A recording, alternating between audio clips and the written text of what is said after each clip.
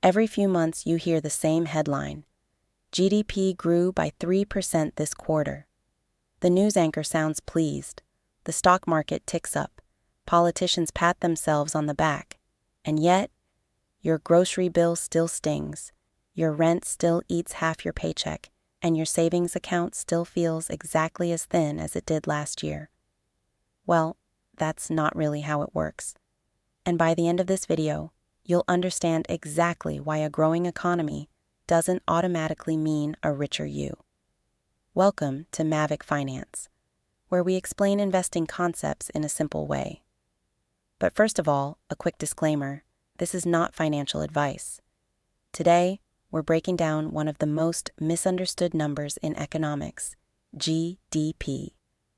What it actually measures, why it can rise while you personally feel no different, and what you should actually be paying attention to if you want a real read on your financial life. We'll use a simple analogy, a bit of real data, and by the end, you'll never look at a GDP grew headline the same way again. So what does GDP actually measure? GDP stands for Gross Domestic Product. In plain language, it's the total value of everything produced inside a country in a given period.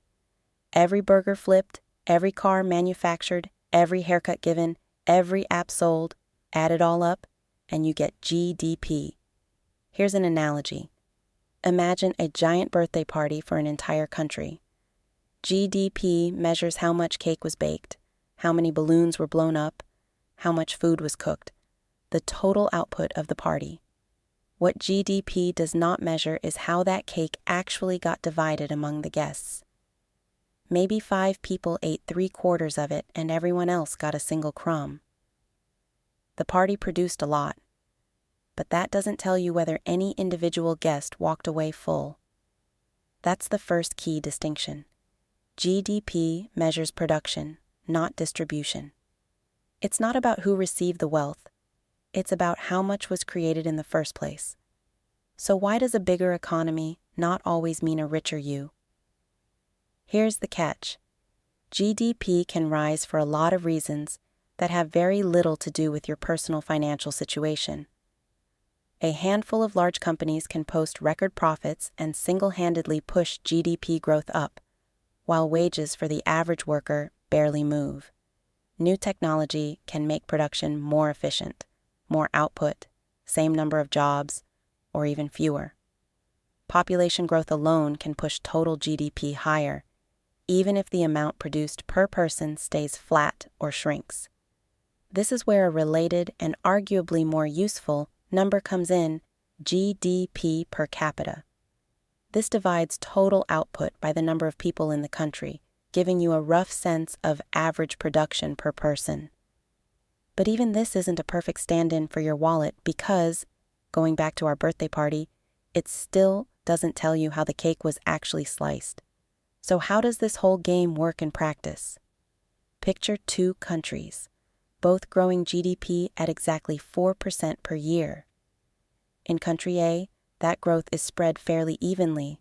Wages rise alongside productivity, and most households feel a gradual improvement in their spending power. In country B, that same 4% growth is concentrated almost entirely in a few industries and a small number of high earners. Total output climbs by the same percentage. Headlines look identical, but the median household sees essentially no change in their day-to-day finances. Same GDP growth. 2 very different lived experiences.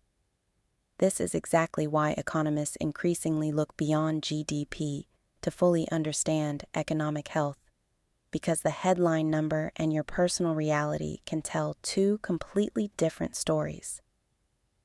Now here's something most beginners miss. Inflation. Let's say GDP is genuinely growing, and let's even say that growth is reasonably well distributed. There's still a second force working against your wallet: inflation. It's not about how much money is flowing through the economy, it's about how much that money can actually buy.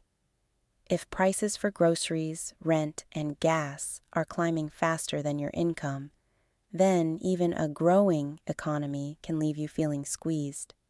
GDP measures how fast the size of the economic pie is growing, not the cost of living, which measures how expensive it actually is to feed yourself, house yourself, and get through the month.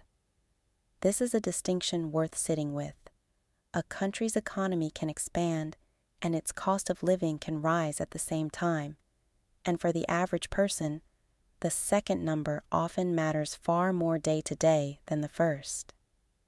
A quick, concrete example. Suppose a country's GDP grows by 3% in a year, solid, healthy-looking growth by most standards. In that same year, inflation runs at 4%. On paper, the economy produced more.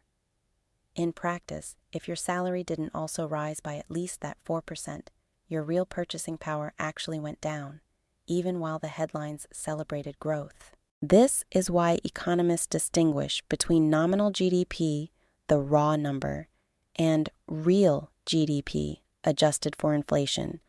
And even real GDP still doesn't tell you how that growth was distributed among actual households.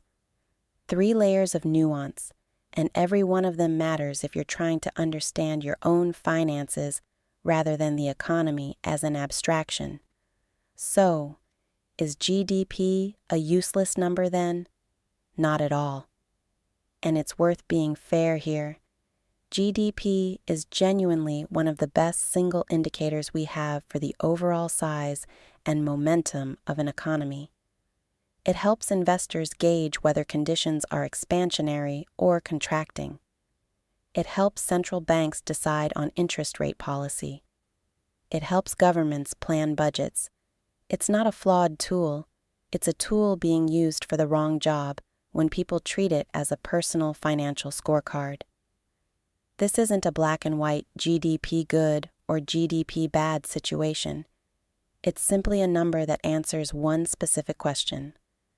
How much did we produce? While leaving several other important questions, like who benefited and what it actually cost to live, completely untouched. So what should you actually watch, if not just GDP? If you want a better read on your own financial reality, a few other figures tend to matter more directly. Real wage growth, which tells you whether your income is outpacing inflation. The Consumer Price Index, which tracks the cost of a typical basket of goods over time. And unemployment figures, which reflect how easily people can find and keep work in the first place. None of these are perfect on their own either. But taken together with GDP, they paint a far more complete picture than any single headline number ever could. So what's the real takeaway from all of this? GDP tells you the size of the pie. It does not tell you the size of your slice, and it does not tell you how much that slice actually costs to eat. The next time you see a headline celebrating GDP growth, you now know to ask 2 follow-up questions. Growth for whom, and growth relative to what rising costs? Understanding this distinction won't change what's in your bank account today, but it will change how you read the news, how you interpret economic optimism or pessimism, and, most importantly for anyone watching this channel, how you think about your own investing decisions independent of what the headlines are telling you to feel. If you found this video helpful, I'd really appreciate it if you liked and subscribed. I will leave a video here on inflation versus cost of living, which you will probably like as well. Thanks for watching, and I'll see you very soon. Bye.